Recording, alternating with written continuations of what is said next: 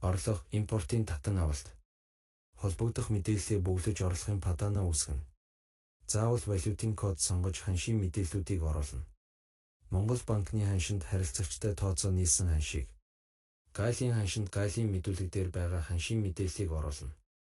Гайл, тээврийн данс болон харилцагч сонгоно.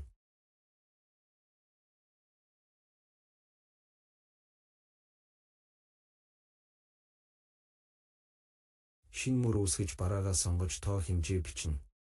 Суурь үнд тухайн барааг гайлийн мэдүүлэг дээр мэдүүлсэн нийт үнийг. Худалдаж авсан үнд харилцагчтай тооцоо нийлсэн нийт үнийг бичнэ. Компани мэдээлэл дээрх гайлийн татварын хувь хэмжээг бөглөж өгсөн бол гайл автоматар бодогдно. Бөглөөгүй бол албан татвар хэсэгт хувиа бичихэд гайл тооцогдно. Тээврийн зардал болон бусад зардал хэсэгт зөвхөн гайлийн мэдүүлэг дээр мэдүүлсэн зардлуудыг бичнэ. Гайлийн мэдүүлэг дээр тээврийн зардлаас нод тооцсон бол тээврийн зардлаас нод тооцох гэсэн сонголтыг сонгож шинжлэх дарна.